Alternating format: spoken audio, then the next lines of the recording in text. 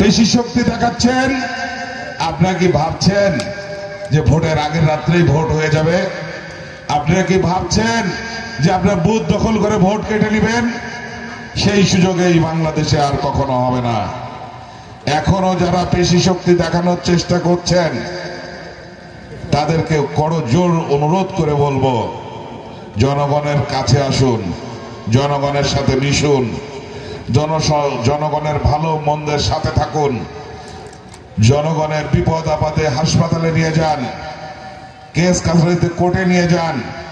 কোন রকম বিচার সালিশ, টিসিপি কার্ড ভাগাভাগি সমস্ত কর্মকাণ্ড থেকে আপনারা বিরত থাকবেন।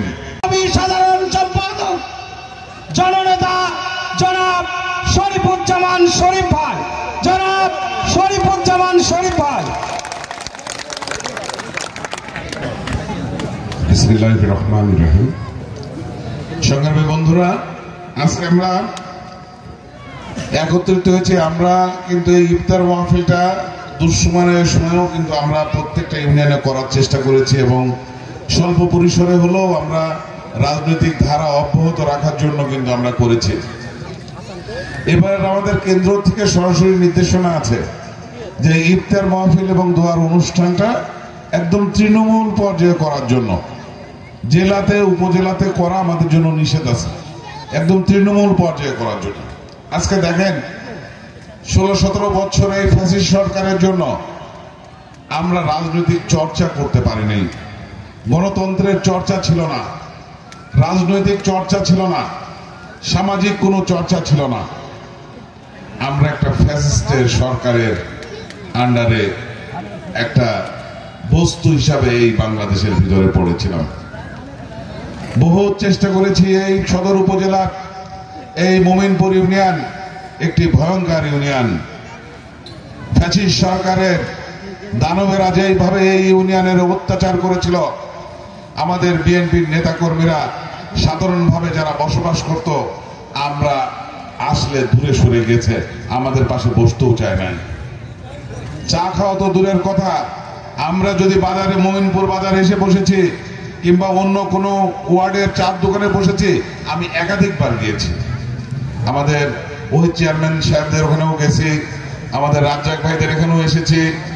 বিভিন্ন জায়গায়, এমন কেউ বলতে পারবে না আলমডাঙ্গা, চুয়াডাঙ্গায়, প্রত্যন্ত গ্রামে, প্রত্যন্ত অঞ্চলে এই বিএনপিকে জাগরণ সৃষ্টি করার জন্য, তৈরি করার জন্য এমন কোন সিনিয়র নেতা, এমন কোন ইউনিয়নের নেতা, এমন কোন ওয়ার্ডের নেতা নেই যে আমি তার বাড়ি যাই নাই কিংবা তার সাথে যে আমি এই দলকে উজ্জীবিত করার জন্য কথা বলি নাই। আমাদের ওই যে চেয়ারম্যান সাহেব ওখানে বসে আছেন, ওয়াহিদ ভাই, ওনার বাড়ির সামনে দোকানে গেঞ্জি পরা অবস্থায় উনি ছিলেন। আমি বসে মনে 1.5-2 ঘন্টা ওনার সাথে কথা বলে আসছিলাম। ভাইয়ের মনে আছে কিনা আমি জানি না। সেজন্য যে আজকে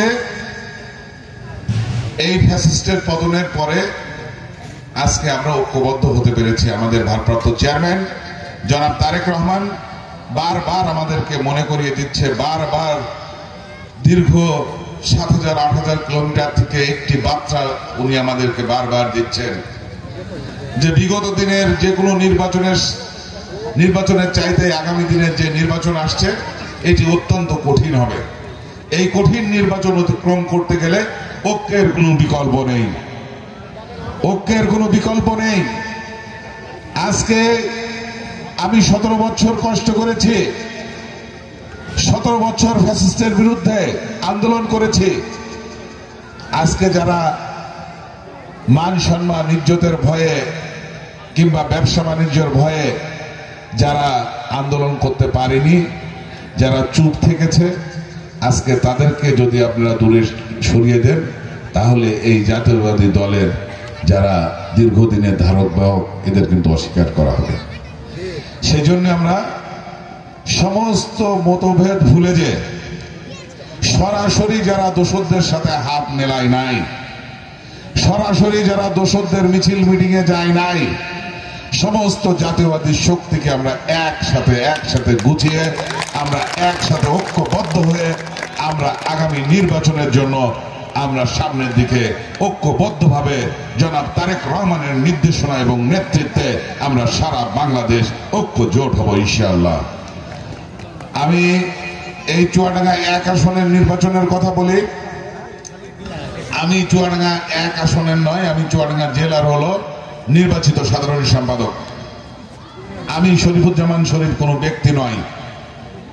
আমি চুয়াডাঙ্গা জেলা বিএনপির বাংলাদেশের সর্ববৃহৎ সংগঠন জাতীয়তাবাদী দল, এই দলের আমি চুয়াডাঙ্গা জেলা বিএনপির নির্বাচিত সাধারণ সম্পাদক।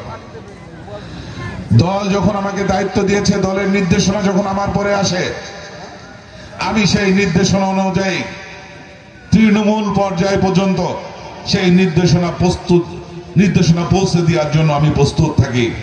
সেই নির্দেশনার সমস্ত বিএনপির ধানের শীষের যারা সমর্থক আছে, কর্মী আছে, তাদের কান পর্যন্ত পৌঁছে দেওয়ার জন্য আমি প্রস্তুত থাকি যে আমার নেতা জনাব তারেক রহমানের এই বার্তাটা আমাদের সবার কানে কানে পৌঁছিয়ে দিতে হবে, কান পর্যন্ত পৌঁছাতে হবে যে আমাদের আজকের কি বার্তা। মনোনয়নের জন্য এই মাঠে এসে কেউ বিভ্রান্তি তৈরি করবেন না, সৃষ্টি করবেন না। মনোনয়ন আমি পাবো কিনা তাও আমি জানি না। মনোনয়ন দিবেন দলের চেয়ারম্যান, দলের ভাইস চেয়ারম্যান, নীতি নির্ধারক স্থায়ী কমিটির সদস্য সহ ভারপ্রাপ্ত চেয়ারম্যান সহ আরো যারা নীতি নির্ধারক আছেন, তারা নির্ণয় করবে কোন আসনে কাকে মনোনয়ন দেওয়া যাবে। মনোনয়নকে কেন্দ্র করে, কোন ব্যক্তিকে কেন্দ্র করে এই সাজানো মাঠ, এই কষ্ট করে আমাদের লাখো লাখো মানুষের, হাজারো হাজারো চুয়াডাঙ্গার মানুষের এই নির্যাতনের মাঠ, নির্বিচারে জেল খেটেছে, নির্বিচারে পুলিশের নির্যাতন সহ্য করেছে, মাসকে মাস বিছানায় ঘুমাতে পারে নাই, ভুট্টার খেতে ঘুমাতে হয়েছে, পালিয়ে পালিয়ে থাকতে হয়েছে। সেই মানুষগুলোর যাতে মন আশাহত না হয়, সেই জন্য আমরা কোনো ব্যক্তি না হয়ে দলের যে সিদ্ধান্ত আসবে, ধানের শীষ প্রতীক যে নিয়ে আসবে, সেই প্রতীকের পরে এবং বেগম খালেদা জিয়া এবং জনাব তারেক রহমানের প্রতি শ্রদ্ধা রেখে আমরা সেই প্রার্থী নিয়ে আমরা মাঠের কাজ করব। এখন শুধু আমাদের কাজ জাতীয়তাবাদী দল সহ অঙ্গ সংগঠন, সহযোগী সংগঠন, ধানের শীষের ভোটার, ধানের শীষের সমর্থক সবাইকে নিয়ে ঐক্যবদ্ধ হয়ে এই সময়টুকু পার করা, গণতন্ত্র প্রতিষ্ঠিত না হওয়া পর্যন্ত আমরা একসাথে ঐক্যবদ্ধভাবে আমরা কাঁধে কাঁধ মিলিয়ে আমরা থাকবো। আমরা চাই বাংলাদেশ একটি গণতন্ত্র প্রতিষ্ঠিত হোক। আমরা যার জন্য 16 বছর যারা আন্দোলন করেছি, আমার ভোট আমি দেব, আমি যাকে খুশি তাকে দেব, সেইটা যেন প্রতিষ্ঠিত হয়।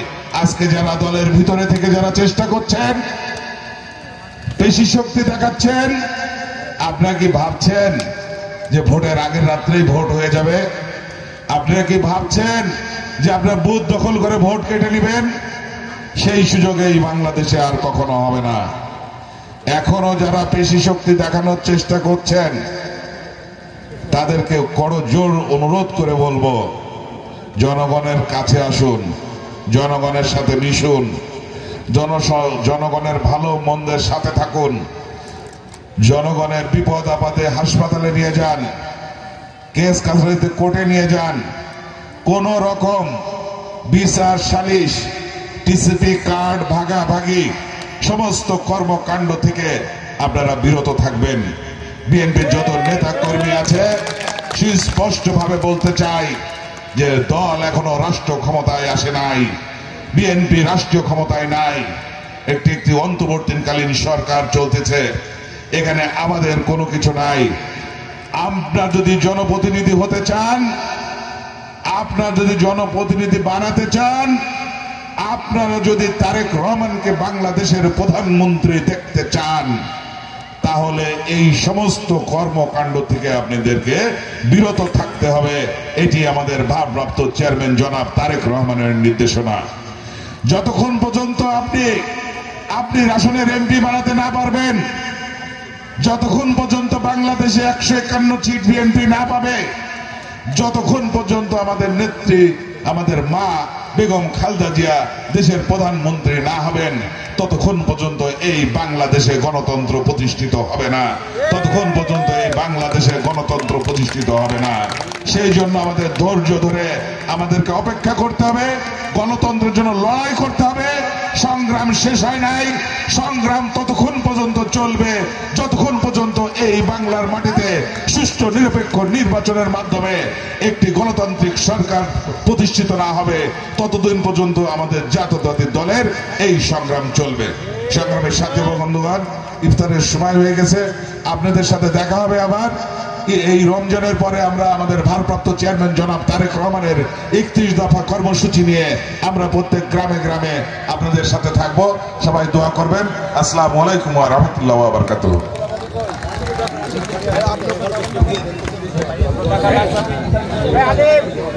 ASBD 24 সত্য প্রকাশে প্রতিশ্রুতিবদ্ধ। চ্যানেলটি সাবস্ক্রাইব করুন।